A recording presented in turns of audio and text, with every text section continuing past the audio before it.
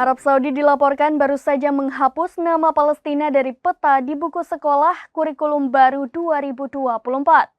Tak hanya itu saja, kata-kata yang dianggap mengkritisi dan memusuhi Israel pun turut dihapus.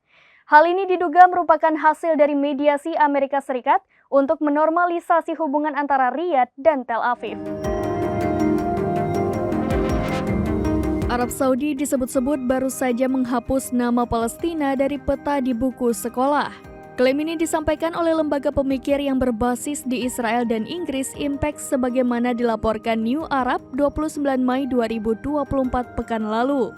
Lembaga pemikir pro-Israel itu menyebut kurikulum pendidikan baru Saudi menunjukkan perubahan signifikan pada buku teks dari tahun ajaran sebelumnya, bahkan dari segi terminologi.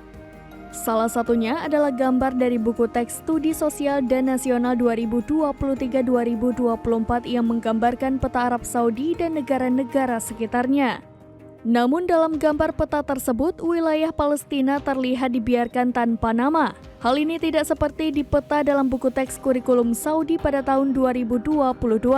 Bahkan kata-kata yang dianggap bermusuhan dengan Israel dihapus dari beberapa teks dalam kurikulum, terutama istilah seperti musuh dan musuh Zionis, serta teks yang memperingatkan tentang ambisi Israel dan upaya mereka untuk mengusir warga Palestina dari tanahnya juga dihapus.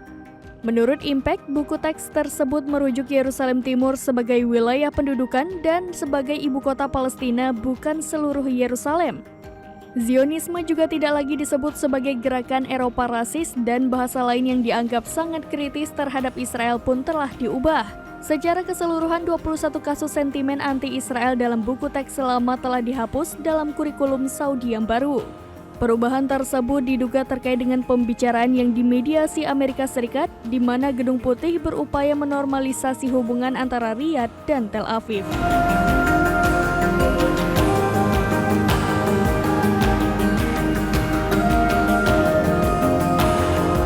Demikian informasi terkini, Syeda Ralun. Saksikan terus berita lainnya di kanal YouTube Serambi News, website dan Facebook serambinews.com.